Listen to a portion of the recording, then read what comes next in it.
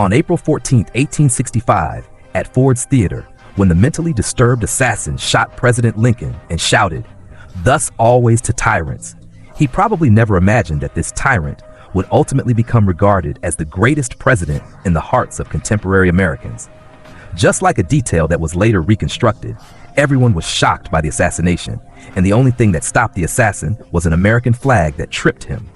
It was as if fate itself was paying tribute to the president, thanking him for his role in emancipating black people, which contributed to his greatness. However, a century later, the situation for black people doesn't seem to have improved much. Lincoln's promise of emancipation for black people appears from the start to have been a false one. If we look at Lincoln's biography, it's hard to believe that this man, who experienced a poverty-stricken childhood, the early death of his mother, the death of his lover, and the bankruptcy of his business, still maintained a belief in justice. Well past the age of 50, he still supported the emancipation of slaves. However, Lincoln's efforts to end slavery in the early days mostly remained as slogans, but it was this half-hearted goodwill that allowed him to win the biggest political break of his life in the 1860 election. Prior to the 1860 election, the debate over the abolition or continuation of slavery had torn the political parties in the United States apart. The Democratic Party split in two, with Northern and Southern factions supporting different candidates. The newly established Republican Party and the Constitutional Union Party also found their own candidates. Lincoln, a small-town lawyer, was a member of the Republican Party. This man in his 50s, who had only come to the U.S. Capitol after middle age, was not initially well regarded. Although party leaders supported the abolition of slavery, they feared that being too radical would provoke the South. After much deliberation, they decided to have Lincoln, this moderate and easygoing man, represent them in the election. Thus, after a tumultuous life, Lincoln became the President of the United States through rather modest means. The Republican Party believed that they had both respected the abolitionists and won the election through their own strength, and so they naturally expected to hold power. But who would have thought that the South had already been planning to flip the table? On December 20th, 1860, just after the election results were announced, South Carolina immediately seceded. Within a month and a half, several southern states followed suit, forming the Confederate States of America. This happened on February 18, 1861. It wasn't until half a month later that Lincoln slowly made his way into the White House. Thus, the spark for the Civil War was something Lincoln inherited rather than ignited. Some argue that the secession of the southern states was in line with the U.S. Constitution. However, respecting the choice of the southern states would not only result in the de facto division of the nation, but it would also set a precedent for other states to secede from the Union in the future. Lincoln, as president, would inevitably be blamed as the one who allowed America to fall apart.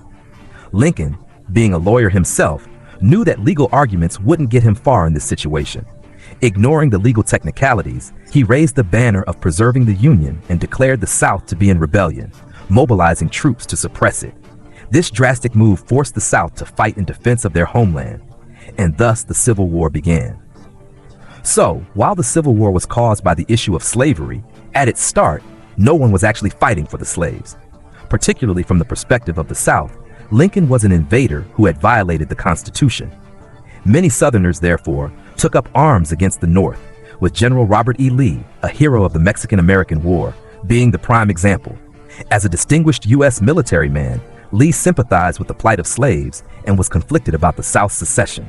Even when the war began, Lincoln personally dispatched the Secretary of War to persuade Lee to join the Union Army, but in the end, Lee chose to fight for his home state of Virginia.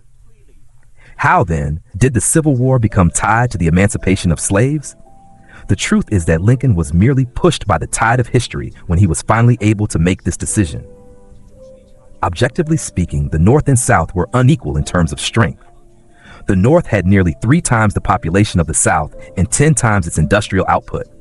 With such a disparity, even a weak army could eventually overtake the South. However, the backbone of the Southern Army consisted of veterans fresh from the Mexican-American War. Coupled with their morale from defending their homeland, General Lee led the South to win nearly every battle in the first year and a half of the war. But what good did that do? In war, the weaker side can win countless battles, but they only need to lose once to lose everything.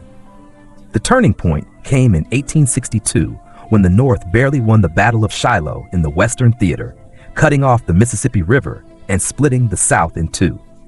General Lee's risky attempt to invade the North at the Battle of Antietam ended in a major defeat, and the South abandoned any hopes of capturing Washington and forcing a peace settlement.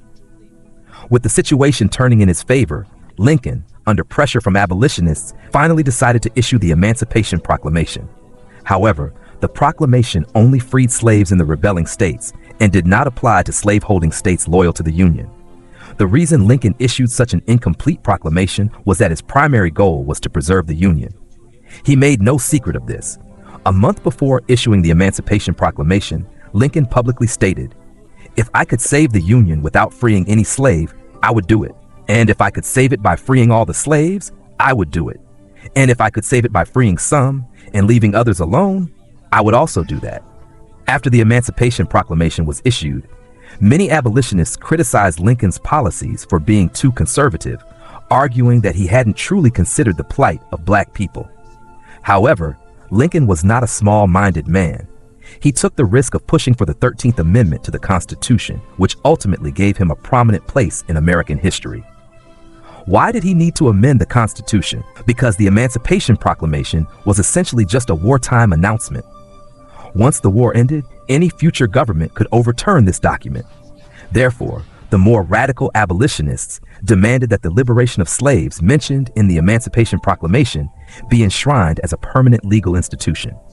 But agreeing to amend the Constitution would shut the door on any reconciliation between the North and South, and it would also give the increasingly desperate South one last chance to remove Lincoln from office in the 1864 election and replace him with a president open to negotiations.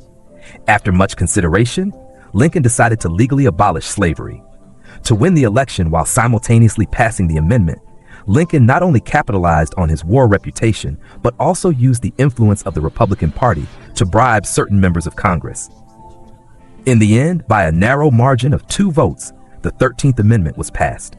From the Emancipation Proclamation to the 13th Amendment, during his presidency, Lincoln didn't achieve universal equality for all, but he did ensure equality before the law in the United States. Such actions by Lincoln inevitably led to retaliation. In April 1865, just after the Civil War had ended, a mentally unstable assassin who sympathized with the South shot and killed Lincoln. While this took his life, it also cemented his legacy, because no one would question whether his policies had truly liberated the slaves. Lincoln had already left this beautiful world. Did Lincoln really free black people? Some people question this, pointing out that while Lincoln issued the Emancipation Proclamation and pushed through the 13th Amendment, black people only gained legal equality. After his death, their actual circumstances even worsened. This is indeed true. After Lincoln's death and continuing into the present day, violence and discrimination against black people have only increased. But what's the deeper cause of this?